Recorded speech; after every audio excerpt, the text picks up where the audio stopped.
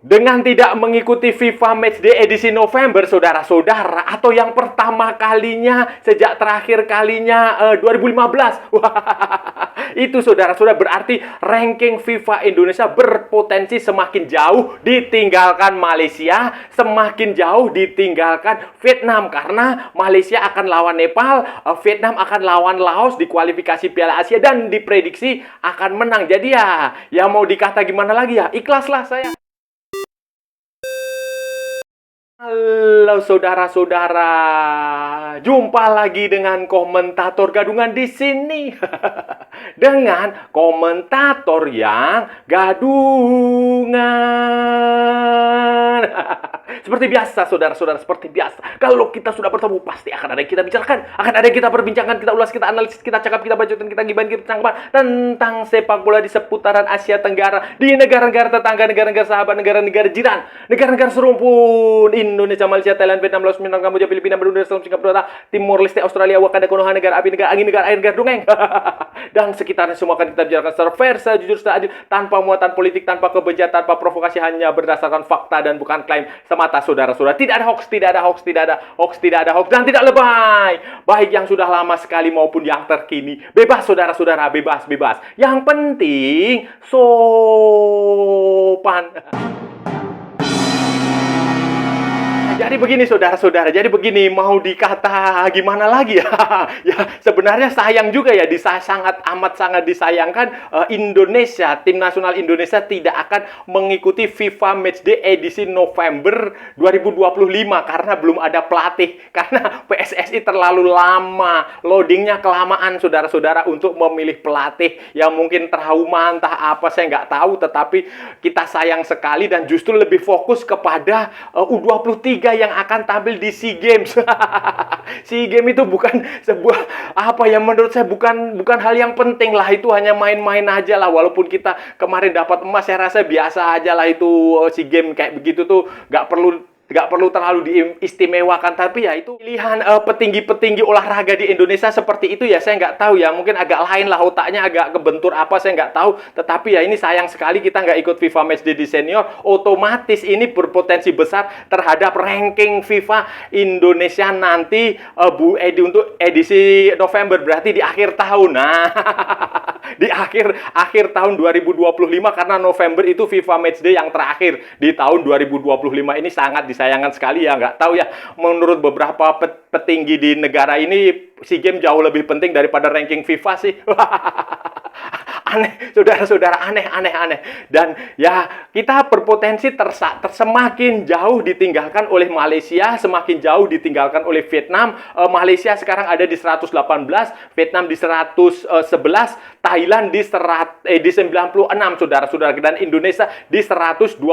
Kalau prediksinya Malaysia mengalahkan Nepal, Vietnam mengalahkan Laos, Thailand mengalahkan Singapura di uji coba, dan mengalahkan Sri Lanka di kualifikasi Piala Asia.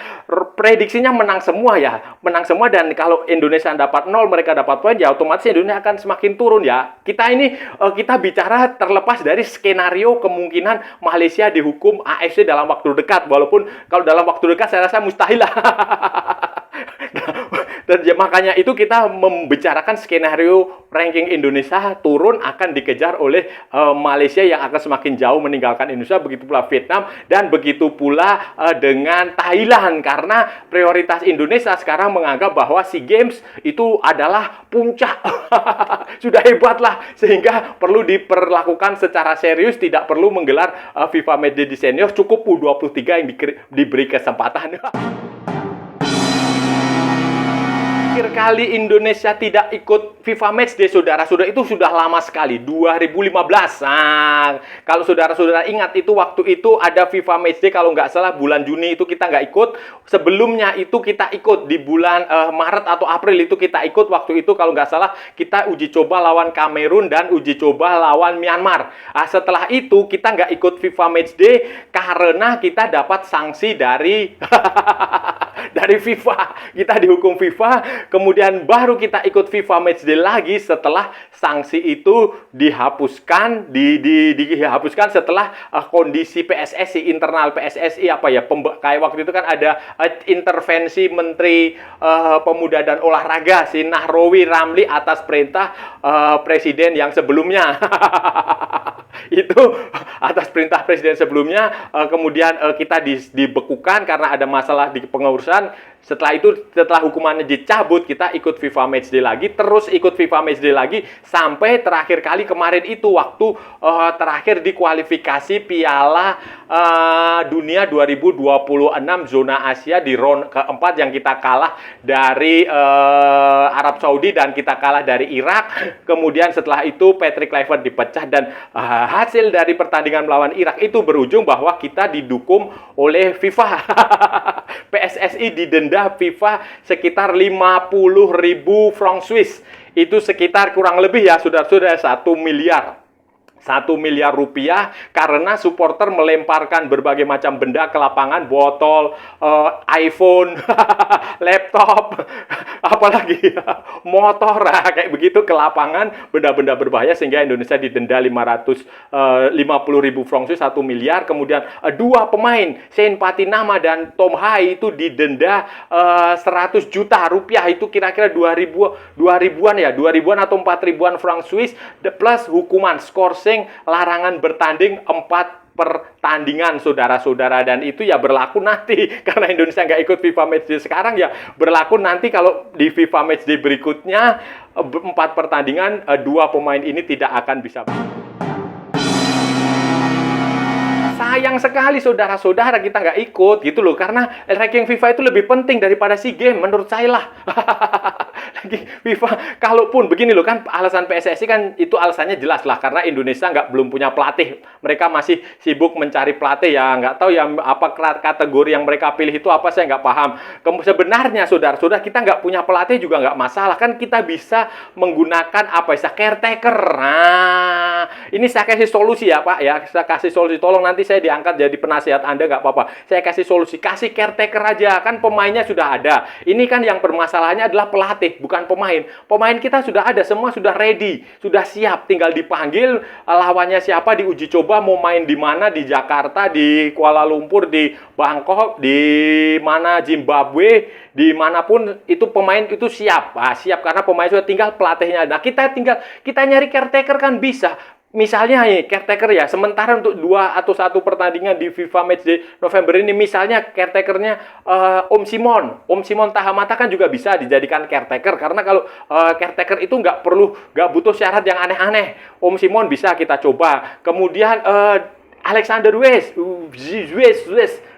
direktur tekniknya itu juga bisa. Itu untuk caretaker, itu bisa saudara-saudara, nggak terlalu masalah. Nanti timnya, asisten pelatihnya kan bisa ngambil dari timnya Nova Arianto atau timnya Indra Safri kan bisa. Atau malah Nova Arianto aja dikasih kesempatan untuk caretaker sementara, karena U23 kan sudah U17 kan sudah selesai nih bulan ini. Lolos atau tidak ke babak 32 kan turnamennya sekarang. Nanti bulan ini, nanti pertengahan November kan dia sudah turnamennya sudah berakhir ya. Itu bisa saja seperti itu. Jadi nggak masalah sebenarnya menggunakan caretaker, karena kan ini yang pemainnya sudah ready gitu loh, pemainnya yang ada, hanya pelatihnya yang nggak ada. Nanti baru untuk pertandingan ini kalau menang ya bisa dipertimbangkan untuk menjadi pelatih berikutnya. Tapi kalau imbang atau kalah ya silahkan PSSI cari pelatih lagi yang lebih kredibel. Akhir kemarin Ketua Umum PSSI Erick Thohir mengatakan dia punya 4 atau 5, sekitar 5 calon pelatih dari 4 atau 5 negara dengan background sepak bola yang besar.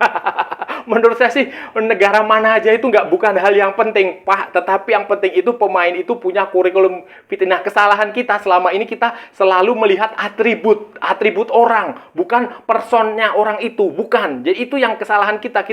Ini dari Belanda, ini legenda, ini Patrick Kluivert dia legenda gini-gini. Jadi atributnya dia, bukan Patrick Kluivert-nya, bukan kurikulum vitae-nya Patrick Kluivert itu dulu dia pernah ngapain. Ya itu bukan itu yang dilihat. Nah, itulah kesalahan seperti itu jangan sampai terulang. Jadi nggak usah ngelihat background dia, nggak usah melihat apa latar belakang dia dari negara mana, dia siapa, bukan. Tetapi lihat kurikulum vitae dia seperti apa. Dan syarat saya, dan saya nggak akan pernah berubah untuk mengatakan ini, bahwa syarat pertama seharusnya ini ya, normalnya itu dia pernah melatih di Asia, di tim yang bermain di Piala Dunia. Itu syaratnya. Mau dari Belanda, mau dari Timor Leste, mau dari Uganda, mau dari Vanuatu, itu nggak masalah. Raja Gopal sekalipun kalau pernah melatih tim Asia, tampil di Piala Dunia, kerja di Indonesia jadi pelatih tim nasional, nggak masalah. Nggak masalah. Itu syarat utamanya, itu mau siapa saja dari Belanda, dari itu tidak masalah gitu loh Pak. Itu saja. Jadi nggak usah terlalu pusing memikirkan backgroundnya dia dari mana, dari nggak usah. Dan ya mungkin saja PSSI berpikir, oh dia ingin Jose Mourinho, ingin Pep Guardiola. Itu kan menurut saya juga nggak rasional juga. Jadi carilah yang rasional, yang rasional itu ya pelatih-pelatih yang pernah bekerja di Asia, melatih tim nasional di Asia, pernah memimpin tim Asia itu di Piala Dunia. Misalnya dari Jepang, dari Korea nggak masalah juga kan. Ada beberapa nama dari Jepang, misalnya yang Akira Nishino, kemudian Takeshi Okada, itu juga bisa. Kalau dari Belanda ya ada Bert van Marwijk, kemudian Angelos Postecoglou, itu juga pernah melatih walaupun mahal. Mahal itu Angelos Postecoglou itu. Juara Liga Eropa aja. Itu juga nggak masalah. Atau pelatih dari mana lah pokoknya itu jadi nggak usah terlalu berbelit-belit. Karena kalau kita terlalu lama tidak punya pelatih, itu kasihan pemain. Betul, kasihan pemain. Mental mereka akan jatuh. Mereka nggak akan bisa berpikir, wah ini nanti bagaimana ya ke depannya ya. Ini pelatih yang baru siapa ya, nanti kalau saya pelatih barunya itu kira-kira saya akan dipakai apa. Nah, itu kan bikin pemain bertanya-tanya, bimbang gitu loh Pak. Jadi harusnya cepat aja ke akhir tahun ini ditentukan, kemudian segera saat jeda musim dingin di Eropa, kompetisi di Eredivisie, di Bundesliga, di Serie A libur, bikin pemusatan latihan di Eropa boleh, di Indonesia boleh, latihan untuk pelatih baru berkenalan dengan pemain-pemain itu, kemudian sejumlah pemain lokal itu kan jauh lebih bagus gitu loh, daripada nanti ya nunggu nggak tahu ya, bulan Maret, bulan Februari, kita nggak tahu juga kualitas pelatihnya seperti apa juga nggak tahu. Kalaupun mau, mungkin saja ada sejumlah netizen yang menghendaki ada pelatih diaspora, pelatih yang punya keturunan Indonesia ya. Boleh sajalah, misalnya kan itu ada Giovanni Van Bronckhorst yang sering disebut-sebut punya darah Indonesia, ya jelaslah dia punya. Tapi ada satu lagi yang namanya John Heitinga, itu juga pelatih yang punya darah Indonesia, kakeknya, neneknya, bapaknya itu orang Indonesia. Mereka meninggalkan Indonesia tahun 1950-an, kembali ke Belanda, kemudian melatih. Dan Johnny Heitinga ini juga baru saja menganggur. Kemarin dia diberhentikan oleh Ajax Amsterdam. Sebelumnya dia adalah asistennya Arne Slot ketika Liverpool menjuarai Liga Premier musim lalu. Sempat juga menjadi asisten di West Ham United kalau nggak salah, sama David Moyes atau sama siapa ya, pokoknya itu di West Ham United. Nah, jadi itu juga bisa menjadi alternatif. Intinya adalah jangan terlalu lama, jangan berbelit-belit, langsung aja ditunjukkan siapa pelatih, karena ini masa depan. Ranking FIFA bagi saya jauh lebih penting daripada saja saudara-saudara. SEA Games itu bukan sesuatu yang penting lagi. Kalau dulu tahun 1990-an, tahun 2000-an itu SEA Games oke lah, sebagai sebuah, Anda membanggakan sebagai presiden. Erick Thohir kemarin dia membanggakan mendapatkan medali emas SEA Games. Saya nggak bangga juga sebenarnya ya, karena ini SEA Games ini sudah bukan sesuatu yang penting lagi, bukan sesuatu yang, apalagi level Indonesia sudah hampir nyaris sampai ke Piala Dunia. Kalau kita kembali menengok SEA Games, kita kembali menengok AFF ya itu sebagai sebuah kemunduran. Jadi SEA Games ya oke lah kita ngirim tim, tetapi nggak usah terlalu jadi prioritas banget, nggak usah terlalu diutamakan seolah-olah ini kalau kita harus mendapatkan emas lagi. Saya rasa Thailand, Malaysia, Vietnam juga nggak terlalu serius dengan SEA Games. Mereka lebih fokus kepada urusan Piala Asia, kepada yang lebih U23 Asia, kayak begitu, bukan SEA Games gitu loh Pak. Jadi ya oke, SEA Games kita kita memberangkatkan pemain, tetapi nggak usah terlalu maksud saya begitu, nggak usah terlalu diperlakukan istimewa, kecuali ya memang Anda ingin pencitraan, Anda ingin mendapatkan kredit setelah gagal di Piala Dunia. Tapi kalaupun nanti dapat emas di SEA Games juga nggak ada bangganya Pak. Nggak ada bangganya, bener, sumpah lah. Percaya pada saya, jangan percaya kepada penasihat-penasihat Anda, staf-staf Anda yang hanya asal Bapak senang. Karena mereka juga nggak paham. Mereka cari aman saja, cari pekerjaan. Jadi mendekati Anda. Jadi itu loh. Jadi ya fokus aja di sini, di senior. Ini penting sekali kalau kita bisa ranking FIFA tembus 100. Kemarin kita sudah sempat melewati Malaysia, sekarang kita tersalip Malaysia lagi. Kan harus kita tebus itu, harus kita tebus. Kita harus menang, harus mendapatkan poin supaya kita bisa melewati Malaysia, bisa melewati Vietnam, syukur-syukur bisa melewati Thailand. Saudara-saudara, itu tadi pembahasan kita hari ini, saudara-saudara. Kita sudah bicara panjang lebar dari A sampai Z, dari barat sampai ke timur, dari utara sampai ke selatan, dari Sabang sampai Merauke, dari Pulau Rote sampai Pulau Miangas, dari New York sampai San Francisco, dari London sampai Istanbul. Dari Malvinas sampai Greenland, dari Zimbabwe sampai Vanuatu, dari Johor Bahru sampai Santa Fe, Santa Fe Nang. Semua sudah kita ulas, semua sudah kita analisis, semua sudah kita cakap, semua sudah kita bacotin, semua sudah kita gibahin, saudara-saudara. Hari ini tadi kita bicara tentang FIFA Matchday, agenda FIFA Matchday November yang akan dijalani oleh negara-negara di Asia Tenggara. Dan semua negara besar Asia Tenggara, negara besar ASEAN, Thailand akan beruji coba lawan Singapura dan kualifikasi Piala Asia lawan Sri Lanka. Kemudian Vietnam akan menghadapi Laos, Malaysia akan menghadapi Nepal. Singapura juga ada pertandingan. Semuanya di kualifikasi Piala Asia 2027. Sementara Indonesia tidak akan mengagendakan FIFA Matchday edisi November ini. Dan ini menjadi pertama kalinya sejak 2015, saudara-saudara. Terakhir kali kita tidak ikut itu FIFA Matchday. Tidak ikut FIFA Matchday itu terakhir kali itu ya, saudara-saudara, itu 2015 itu terakhir kali kita nggak ikut FIFA Matchday. Waktu itu di FIFA Matchday edisi Maret kalau nggak salah, Maret atau April, saudara-saudara. Maret, waktu itu kita melawan Kamerun dan Myanmar. Setelah itu kita nggak ikut FIFA Matchday lagi sampai hukuman itu waktu itu karena kita kena sanksi jadi kita nggak bisa ikut FIFA Matchday. Kemudian sampai setelah itu pulih kita ikut FIFA Matchday, dan sekarang kita nggak ikut FIFA Matchday lagi. Bedanya kalau dulu karena kita dihukum FIFA, sekarang kita nggak punya pelatih. Walaupun sebenarnya kalau mau ya bisa lah, saudara-saudara, kita pakai pelatih caretaker karena pemainnya kan sudah ada. Pemainnya sudah ada, tinggal dikumpulin aja, kita tinggal nyari lawan siapa yang kira-kira dianggap ringan, kita ajak uji coba FIFA Matchday. Away juga nggak apa-apa, ada pelatihnya, pelatih caretaker kan nggak masalah. Misalnya Indra Safri dijadikan caretaker, walaupun Indra Safri sibuk dengan U23 atau siapalah kita tunjuk sementara jadi caretaker. Sebenarnya bisa sih, bisa misalnya itu direktur tekniknya jadikan caretaker sementara, atau Simon Tahamata jadikan caretaker sementara, kan sebenarnya bisa. Tapi ya keputusan PSSI seperti itu, mereka tidak menggelar FIFA Matchday, mereka hanya FIFA Matchday-nya hanya dipakai untuk U23 persiapan SEA Games, yang sebenarnya juga menurut saya SEA Games tidak terlalu penting-penting amat lah, saudara-saudara. Nggak ada pengaruh dengan ranking FIFA dan sudah nggak dipandang sebagai sebuah turnamen kompetisi yang penting lagi, hanya sebatas ya junior aja lah. Tapi ya memang agak aneh lah, saudara-saudara, agak lain pemikiran orang-orang petinggi pejabat-pejabat sepak bola di negara kita ini, memang otaknya agak aneh.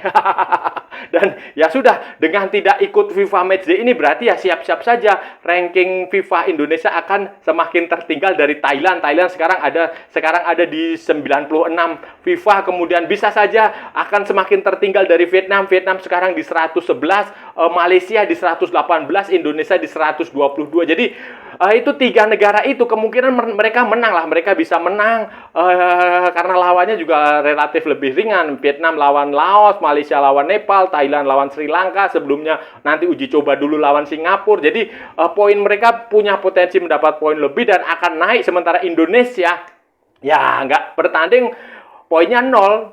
Kalau di atasnya tim lain dapat poin, ya otomatis Indonesia bisa tergeser, mungkin bisa 100 kembali lagi ke 125 atau apalah atau 130 ya nggak mungkin saja sudah. Dan saya rasa sudah cukup ya pembahasan kita kali ini. Kalau ada salah-salah ya mohon maaf, namanya juga gadungan saudara-saudara, wajar kalau gadungan itu salah, tetapi kalau benar berarti sebuah kebenaran. Kalau sudah merasa channel ini bermanfaat, berguna, menghibur, menginspirasi, silahkan like, share, and subscribe. Tapi kalau tidak, saudara-saudara, abaikan saja, skip, jangan ditonton, tetapi jangan nyampah, jangan membuat komentar-komentar yang menghina, menghujat, melecehkan, merendahkan orang, maupun negara lain. Santai aja, ini hanya bola, kita cari teman, bukan cari musuh. Ikuti juga akun media sosial komentator gadungan, ada di Instagram, ada di Facebook, dan ada di TikTok yang bukan TikTok Shop, saudara-saudaraku semuanya. Oke? Sampai bertemu lagi di edisi berikutnya dengan tema-tema yang tidak bermanfaat, dengan tema-tema yang tidak berguna, dengan tema-tema yang jauh lebih membagongkan. Salam olahraga dan merdeka!